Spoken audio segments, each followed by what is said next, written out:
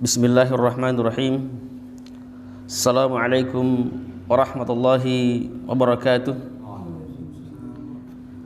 Innal hamdalillah nahmaduhu wa nasta'inuhu wa nastaghfiruhu wa na'udzu billahi min shururi anfusina wa sayyiati a'malina may yahdihillahu fala mudilla lahu wa may yudlil fala hadiya lahu. Asyhadu an la ilaha illallah wahdahu la syarika lahu wa asyhadu anna Muhammadan abduhu wa rasuluh. Allahumma salli wa sallim ala Muhammad wa ala alihi wa man tabi'ahum bi ihsanin ila yaumiddin. Amma ba'd. Jemaah yang dimuliakan Allah Subhanahu wa taala, kepada Allah Subhanahu wa taala kita senantiasa bersyukur dengan berbagai macam nikmat-nikmat yang telah diberikan kepada kita sekalian. Di antaranya nikmat iman dan Islam. Nikmat inilah yang menyebabkan kita selamat di dunia dan di akhirat. Kepada Nabi SAW kita senantiasa berselawat, karena sesungguhnya selawat kita kepada beliau akan mendapatkan syafaat nanti di yaumul qiyamah dari Rasulullah SAW, yang mana kita kenal dengan syafaatul uzma, syafaat yang besar. Jemaah dimuliakan Allah Subhanahu wa taala, pada malam hari ini kita kembali bertatap muka dalam rangka melanjutkan kajian kita, yakni permasalahan akidah, permasalahan tauhid. Adapun kitab yang kita bahas, yang kita kaji adalah kitab Ushulus Salasah karangan Muhammad bin Abdul Wahhab, dan kitabnya telah kita sampaikan beberapa pertemuan yang lalu, yang mana secara garis besar kitab ini menjelaskan 3 landasan pokok yang wajib dipahami bagi seorang mukmin. 3 landasan utama yang wajib diketahui seorang mukmin,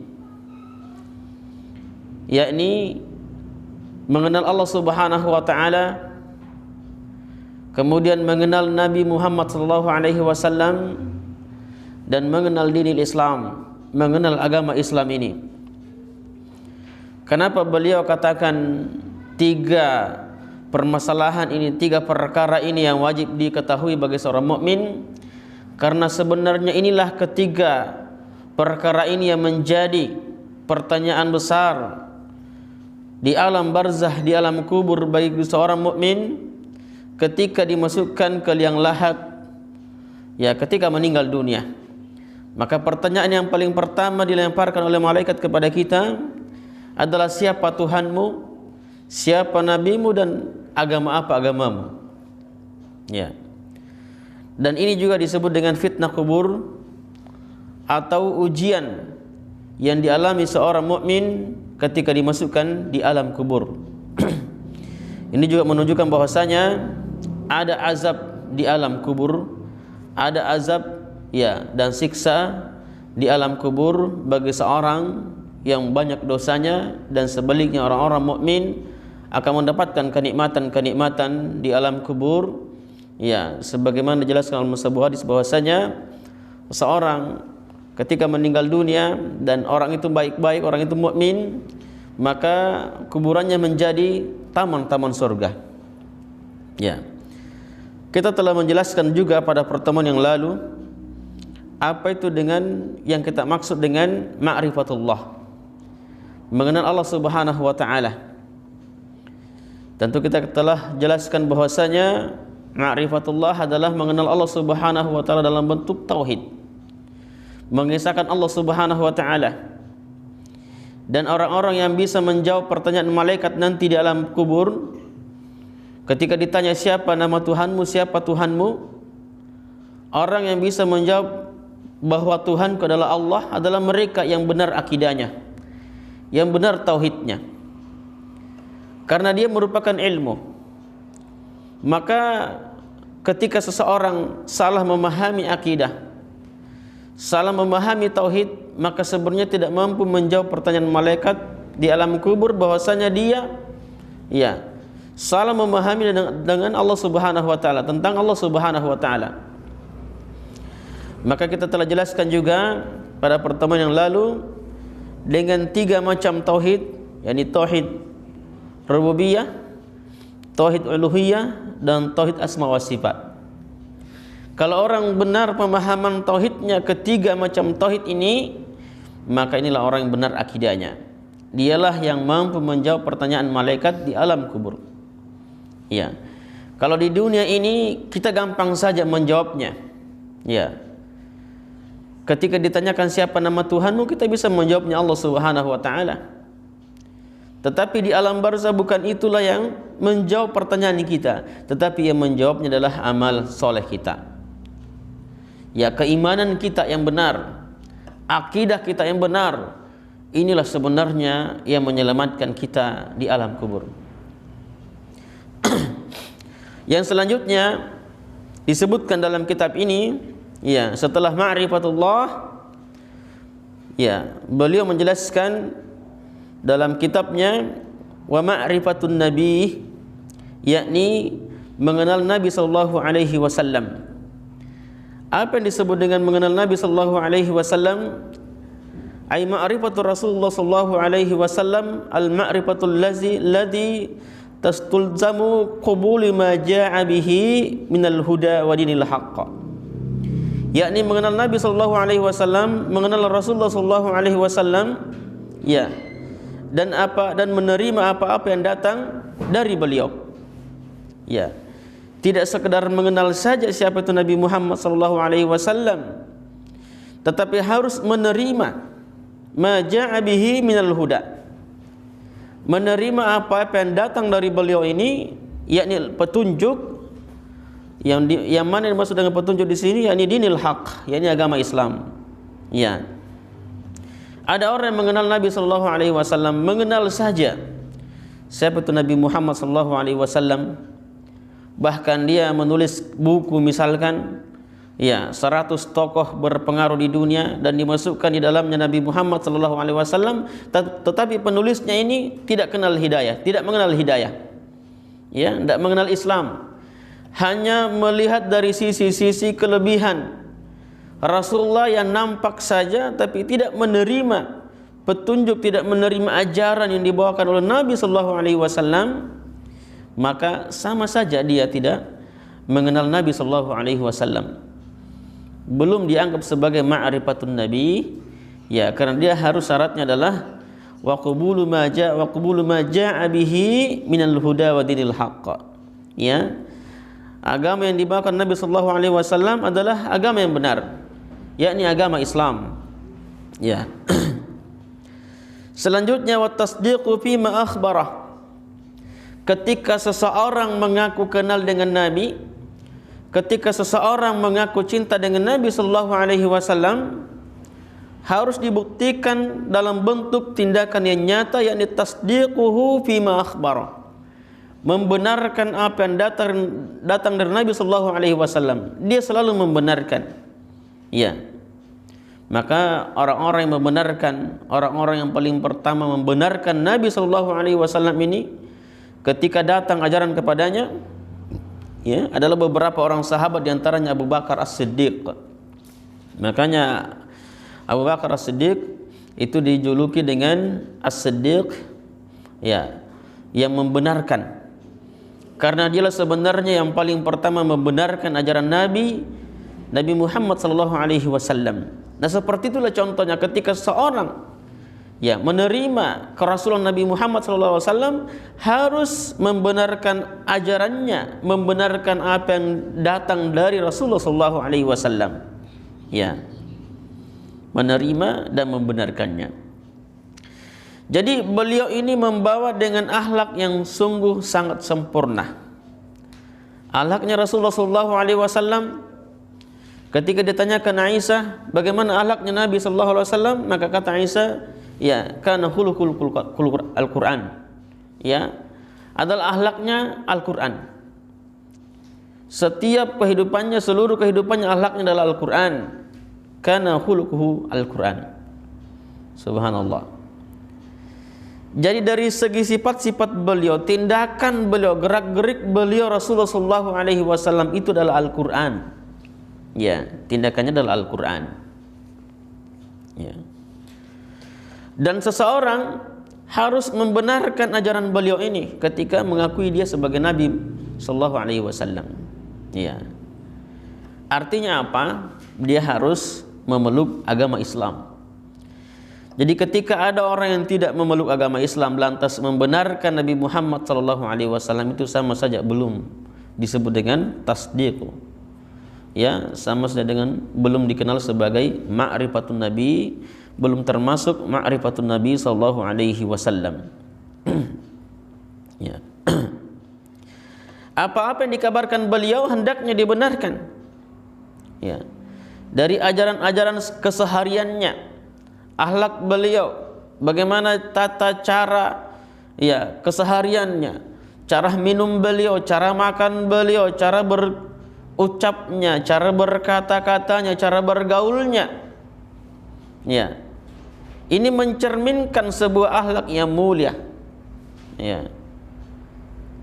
Dan harus dibenarkan. Ya, sekarang ada orang yang bahkan mungkin mengaku Islam tetapi tidak menerima kebenaran, tidak menerima separuh daripada kebenaran dari Rasulullah SAW. Ya, menolak separuh ajaran Nabi SAW, menolak sunnahnya Nabi SAW. Misalkan ketika ada orang yang menghidupkan sunnah, ya, menghidupkan sunnah, memelihara jenggot misalkan, lantas dia mengolok-olok orang yang menggunakan jenggot. Ya. Atau ada orang yang mempraktekkan cara pakaian Rasulullah SAW tidak isbal, celana cingkrang misalkan, maka dia mengolok-olok orang seperti ini bahwa katanya ini orang kebanjiran, ini orang ini kekurangan kain. Iya, sama saja mengolok-olok dengan ajarannya Nabi SAW. Orang-orang seperti ini, ya, meskipun dia mengakui Nabi sebagai ya nabinya, tetapi dia mengolok-olok separuh ajaran Nabi SAW. Ini tidak benar. Atau ketika ada orang yang melakukan, mengamalkan atau melaksanakan syariat Islam menggunakan jilbab misalkan, lantas dia mengoloknya bahwa itu budaya Arab. Ya, mengoloknya orang yang menggunakan cadar, maka ini sama dengan menghina ajaran Rasulullah SAW.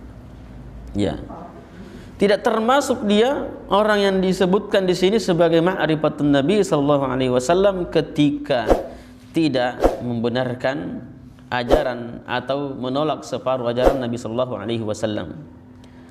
Wa imtithalu amara fima wa imtithalu amrahu fima amar, dan senantiasa mencontohi, ya, senantiasa meneladani apa-apa yang diperintahkan oleh beliau, menapaktilasi perjuangan Nabi, menapaktilasi seluruh langkah-langkah beliau sallallahu alaihi wasallam. Itu juga bagian dari termasuk dari bagian ma'rifatun Nabi sallallahu alaihi wasallam. Ya, bagaimana perjuangannya beliau ketika menyebarkan agama Islam, maka sungguh begitu banyak pertentangan yang beliau dapatkan, begitu banyak halangan yang beliau dapatkan, rintangan-rintangan, tidak begitu mudah. Ya. Dan ini harus kita ya mencontohinya. Wajtinabu fi ma naha anhu wazzajar, dan selalu menjauhi apa-apa yang dilarang oleh Nabi sallallahu alaihi wasallam. Ya. Ya. Jadi mengikuti perintah Nabi, melaksanakan perintah Nabi sallallahu alaihi wasallam, dan menjauhi apa-apa yang dilarang beliau. Ya. Kan di dalam ajaran agama kita ini, baik dalam Al-Quran maupun di dalam hadis Rasulullah SAW, sebagian besar itu hanya terdiri dari perintah dan larangan.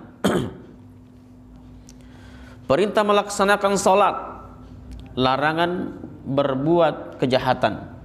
Ya, perintah melaksanakan kebaikan, larangan berbuat kemungkaran. Hanya itu saja. Perintah melaksanakan puasa, perintah melaksanakan salat, ya, perintah melaksanakan zakat, haji, ya. Ada perintah-perintah dan ada larangan. Larangan untuk mengambil hartanya orang lain, larangan untuk membunuh, larangan mencuri, larangan makan makanan yang haram. Ya. Kalau kita ingin mengikuti ajaran Nabi SAW, kita senantiasa bertemu dengan perintah dan larangan ini. Ya. Dan harus menjauhi apa-apa yang dilarang oleh beliau SAW. Biasa ada orang yang menerima ajaran tertentu hanya karena sesuai dengan keinginan hawa nafsunya saja. Ketika menyenangkan dia terima, ketika agak berat dia tolak. Ya. Jadi ada orang yang menerima sunnah Nabi SAW kalau menyenangkan. Ya, kalau menyenangkan dia terima. Ya. Tetapi ketika berat dia tidak mau menerimanya. Ya. Ada yang seperti itu. Maka ini juga sebenarnya tidak boleh memilih-milih daripada ajaran agama ini. Kita harus menerima semua meskipun itu berat. Ya. Jangan yang mudah-mudahnya saja diterima. Ya. Ketika ditanya, kenapa mau pingin nikah lagi? Kenapa? Sunnah katanya, sunnah Nabi. Ini yang mudah-mudahnya saja yang pingin dilaksanakan, tapi yang berat-beratnya masih banyak yang belum dilaksanakan. Sudahkah engkau melaksanakan sunnah-sunnah yang lain seperti misalkan puasa Senin Kamis? Sudahkah melaksanakan sunnah-sunnah yang lain seperti ya salat tahajud? Masih banyak sunnah-sunnah Nabi SAW yang kita belum laksanakan, dan ini sebenarnya harus harus diterima semua manakala dia merupakan ya perintah Nabi SAW.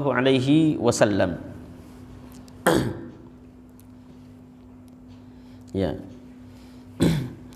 Jamaah dirahmati Allah Subhanahu wa taala, maka ini beberapa persyaratan ketika kita mengaku cinta dengan Nabi sallallahu alaihi wasallam, mengaku pengikut Nabi sallallahu alaihi wasallam, maka dia harus ya melaksanakan syarat-syaratnya, ya, yakni ya membenarkan apa yang datang dari beliau, kemudian melaksanakan perintah beliau, ya, apa-apa yang dilarang beliau harus dihindari, harus dijauhi.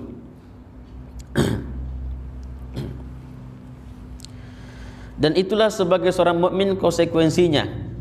Ketika diperintahkan oleh Allah Subhanahu wa taala dan Rasulnya, maka dia harus mengikuti sebagaimana firman Allah Subhanahu wa taala, "Innama kana qaulal mu'minina idza du'u ila Allah wa rasulihi." Ya. Sesungguhnya seorang mukmin ya hendaknya apabila diajak kepada mereka kepada jalan Allah Subhanahu wa taala, liyahkum bainahum ay yaqulu sami'na wa ta'na. Ketika diajak kepada ajakan Allah atau Allah dan Rasulnya mengajak kepada mereka untuk melakukan sesuatu, kepada berhukum kepada hukum Allah, ya, dengan aturan-aturan Allah Subhanahu wa taala kepada mereka, mereka langsung mengatakan sami'na wa ata'na ulaika humul muflihun. Itulah orang-orang yang beruntung. Ya. Jadi tidak pantas bagi seorang mukmin, baik mukmin laki-laki maupun mukmin perempuan, ketika Allah Subhanahu wa taala dan Rasulnya menetapkan sebuah urusan lantas memilih jalan yang lain. Sebagaimana dijelaskan dalam surat Al-Isra, kata Allah Subhanahu wa taala, ya, "Wa man kana lil mu'minin wa la mu'minatin idza qada Allahu wa rasuluhu amran ay yakuna lahumul khiyar." Tidak pantas bagi seorang mukmin ya dan mukminah ketika Allah dan Rasulnya menetapkan sebuah urusan lantas mereka mengambil pilihan yang lain. Ya. Ini namanya konsekuensi ya daripada pengakuan kita kepada Nabi sallallahu alaihi wasallam, atau telah kita mengucapkan ikrar syahadat sebagai ya bukti telah mengaku Islam sebagai agama kita, maka konsekuensinya ada, yakni senantiasa menjalankan perintah Nabi, perintah Allah Subhanahu wa taala, dan menjauhi larangannya. Ya, menjauhi larangannya. Ini konsekuensinya. Maka seluruh hal-hal yang dilarang oleh beliau ya kita hindarkan, dan seluruh hal-hal yang diperintahkan kita laksanakan. Begitu pula ketika di dalam urusan dunia ini kita menemukan hal-hal yang sulit dan rumit, maka solusinya apa? Bagaimana cara pemecahannya ketika kita misalkan terjadi pertentangan yang satu dengan yang lain? Maka jalan satu-satunya adalah farudduhu ilallahi wa rasuluh, sebagaimana firman Allah Subhanahu wa taala, fa in tanaza'tum fi syai'in farudduhu ilallahi wa rasulih in kuntum tu'minuna billahi wal yawmil akhir dzalika khairun wa ahsanu ta'wila. Kata Allah Subhanahu wa taala, apabila kalian terjadi perselisihan dalam sebuah urusan, ya, maka kembalikanlah kepada Allah dan Rasulnya. Farudduhu ilallah wa rasulih. Jika kalian terjadi pertentangan, perbedaan pendapat misalkan, ya, terjadi hal-hal perselisihan di antara kita misalkan, di antara orang-orang beriman ini, ya, maka jalan satu-satunya adalah mengembalikan semua urusan itu kepada Allah dan Rasulnya. Ya, misalkan berbeda dalam bentuk apa, misalkan ada perbedaan ditemukan di antara mereka, ada perbedaan, maka perbedaan ini kita kembalikan kepada Allah, mana yang benar dan mana yang salah menurut Al-Quran, ya, mana yang benar dan mana yang salah menurut hadis Rasulullah SAW. Itu disebut dengan, itu dimaksud dengan farudduhu ilallahi wa rasulih. Ya. Dan apa-apa yang dikatakan oleh Allah dan Rasulnya, kita hendaknya mengatakan sami'na wa ata'na, hendaknya kita mendengarkan dan mentaatinya. Ya, mendengarkan dan mentaatinya.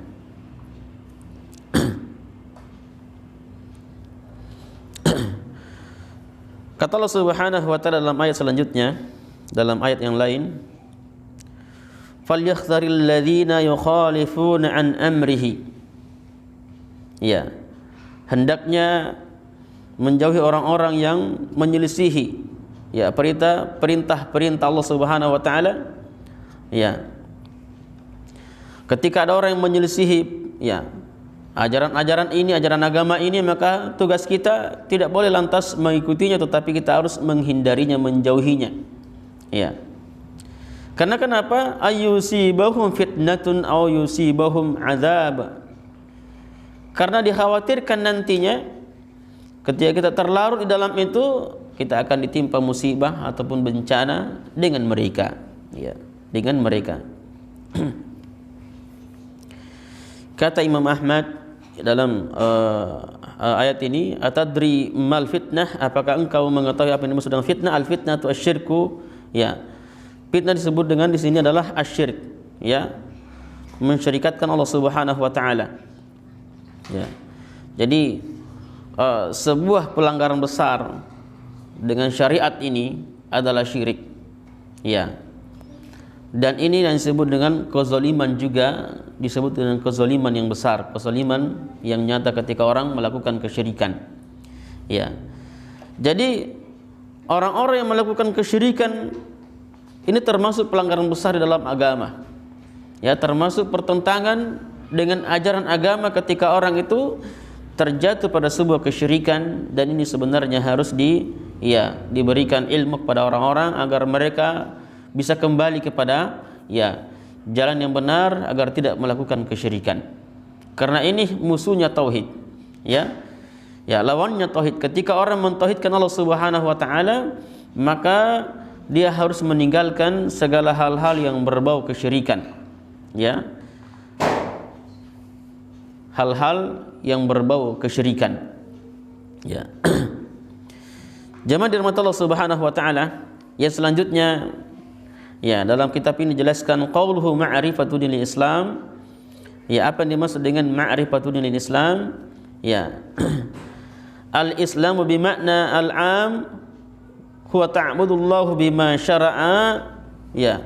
yakni senantiasa menyembah Allah Subhanahu wa taala dari apa-apa yang disyariatkan munzu anna Rasulullah sallallahu alaihi wasallam ya anna taqumus sa'ah ya ila an taqumus sa'ah, dari ya ajaran Nabi sallallahu alaihi wasallam sejak diutus beliau sampai hari kiamat, itulah disebut dengan Islam. Itulah disebut dengan ma'rifatul Islam, ya. Ya. Kama zakarahu azza wa jalla dzalika fi ayatil katsirati tadullu ala anna syara'i as-sabiqah kullihal Islam. Sebagaimana Allah Subhanahu wa taala menyebutkan ya dalam banyak ayat ya tentang syariat-syariat yang terdahulu adalah semuanya Islam. Ya. Sebagaimana kata Nabi Ibrahim alaihi salam ya dalam Al-Qur'an, Rabbana waj'alna muslimaini lak wa min zurriyyatina ummatan muslimatan lak. Ya Allah, jadikanlah kami sebagai seorang muslim ya, berserah diri kepadamu ya, dan dari keturunan-keturunan kami ummatan muslimatan ya, umat muslim atau orang yang berserah diri kepada Allah Subhanahu wa taala. Jadi sebenarnya dimaksud dengan Islam di sini adalah ajaran Rasulullah sallallahu alaihi wasallam. Ya. Sejak diutusnya beliau sampai hari kiamat. Ya. Dan ajaran-ajaran sebelum Nabi sallallahu alaihi wasallam itu diutus itu juga ajaran Islam.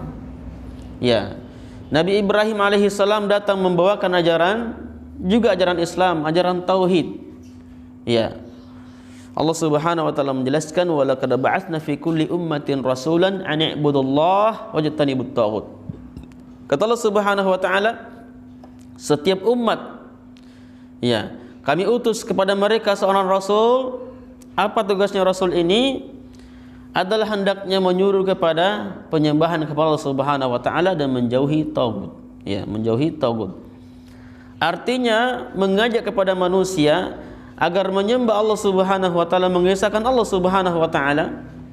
Setiap nabi-nabi yang diutus itu semuanya mengajak kepada menyembah Allah Subhanahu wa taala, mengesahkan Allah Subhanahu wa taala dan menjauhi syirik. Ya. Tetapi ketika Islam ini datang, maka semua ajaran-ajaran itu telah dihapuskan oleh Islam dan yang benar hanyalah Islam. Nah, begitu maksudnya. Ya. Wal Islamu bil makna al khas ba'da bi'tsatin Nabi sallallahu alaihi wasallam yahtassu bima ba'atsa bihi Muhammad sallallahu alaihi wasallam. Ya.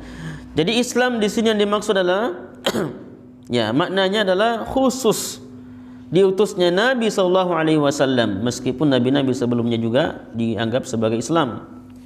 Ya. Jadi khusus ketika Nabi sallallahu alaihi wasallam telah diutus, ya, dan seluruh ajaran beliau yang diajarkan itulah disebut dengan Islam. Ya. Lianna ma ba'atsa bihi an-nabi sallallahu alaihi wasallam nasaha jami'al adyan. Karena ketika beliau telah diutus, ya, ketika Rasulullah SAW ya mendapatkan wahyu, mendapatkan perintah dari Allah Subhanahu wa taala, maka secara otomatis semua nabi-nabi, semua ajaran-ajaran agama sebelum Islam itu telah dihapuskan atau disempurnakan. Jadi ada ajaran agama, ya, agama-agama terdahulu, ya, di dalam Islam itu masih dilakukan. Ya. Berarti itu tidak dihapus. Ada juga yang sudah dihapus. Maka tidak ada lagi ajaran tidak lagi ajaran yang benar kecuali ajaran Islam. Ya, itulah difirmankan Allah Subhanahu wa taala, inna dina indallahil Islam.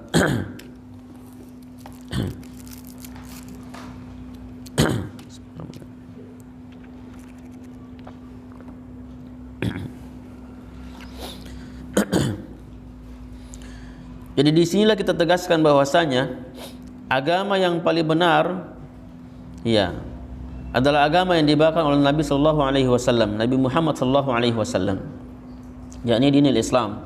Ya. Kata Allah Subhanahu wa taala, inna dina indallahil Islam. Sesungguhnya agama yang paling benar itu adalah agama Islam. Dan barang siapa yang mencari agama selain Islam, maka sungguh dia dalam keadaan merugi di hari kiamat nanti.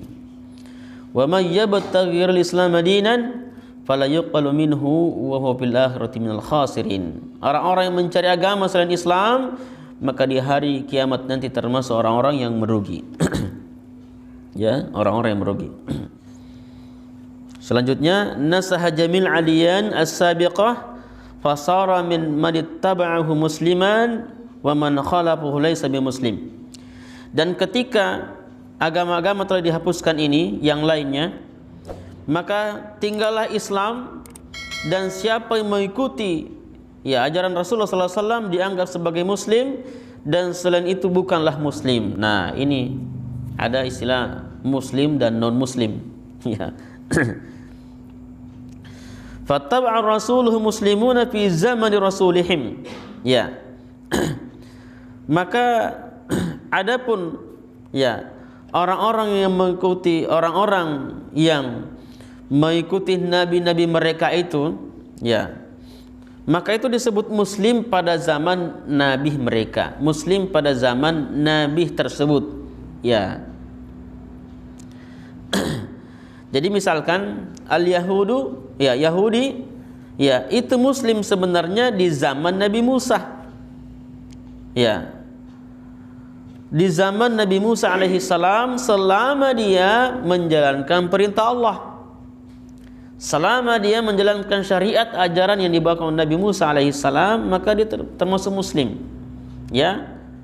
Kecuali mereka telah membangkang, kecuali mereka telah menyelisihi perintah Allah Subhanahu wa taala, dan itu banyak menyelisihi perintah Allah Subhanahu wa taala.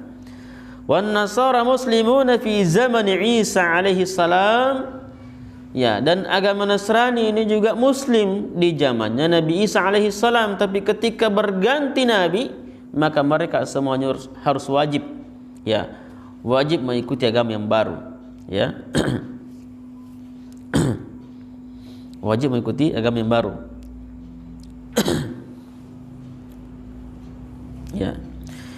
Wa amma hina bu'itsa Nabi sallallahu alaihi wasallam fakafaru bihi falaisu bimuslim.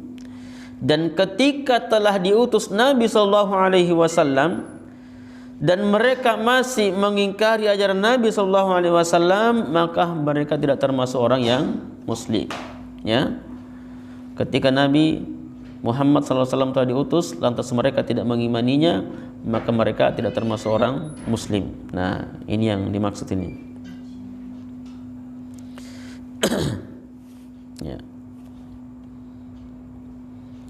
Dan tidak ada lagi agama setelah agama Islam ini.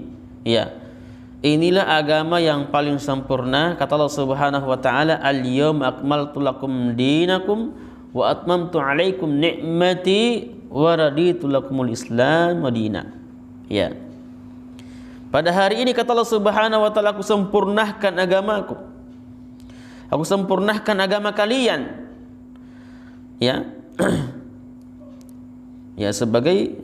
Dan aku sempurnakan nikmatku, dan aku ridho kepada kalian dengan agama Islam. Jadi setelah turun ini surah Al-Maidah ayat 3 ini, inilah surah yang paling terakhir, inilah ayat paling terakhir diturunkan Allah Subhanahu wa taala. Ketika terakhir diturunkan ayat ini, maka ini menunjukkan telah sempurna ajaran agama Islam. Tidak ada lagi ajaran agama selain Islam ini, tidak ada lagi ajaran yang disembunyikan, tidak lagi ajaran yang tersembunyi. Sebagaimana orang memahami bahwasanya, sebagian orang ada yang mengatakan bahwasanya masih ada ajaran agama ini yang tersembunyi. Masih ada Al-Quran ini tersembunyi, masih ada. Al-Quran yang ada di tangan kalian itu baru 30 juz, masih ada 10 juz tersembunyi. Ini tidak benar. Tidak benar. Telah sempurna ajaran Allah Subhanahu wa taala dengan Islam ini.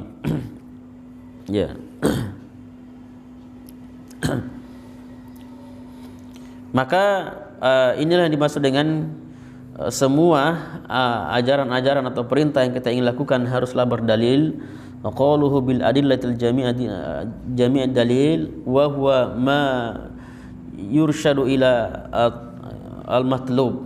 Ya, apa-apa yang pingin kita dapatkan maka haruslah berdasarkan dengan dalil dari ya Al-Qur'an maupun dari As-Sunnah Rasulullah sallallahu alaihi wasallam. Ya.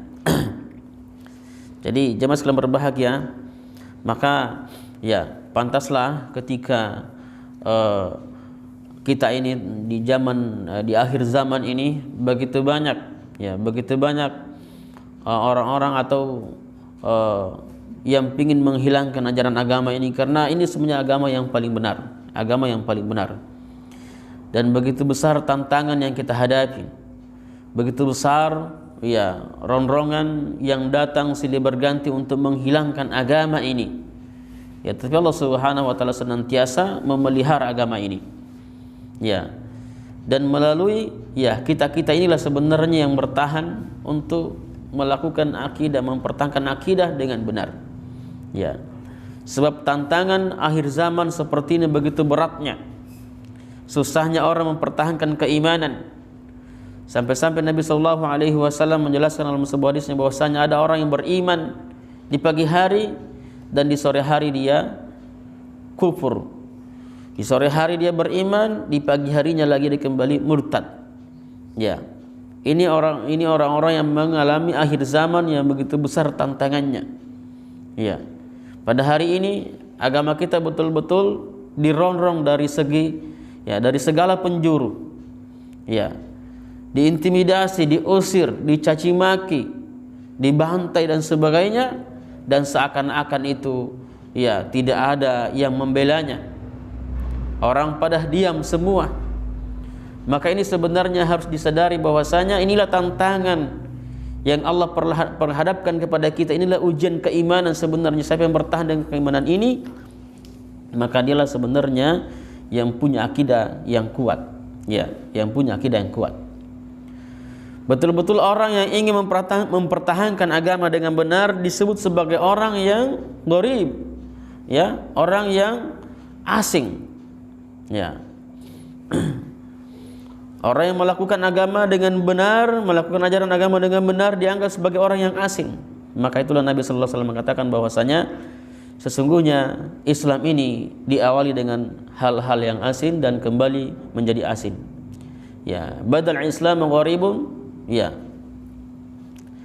agama Islam dimulai dengan ya perkara-perkara yang gharib, perkara-perkara yang asing.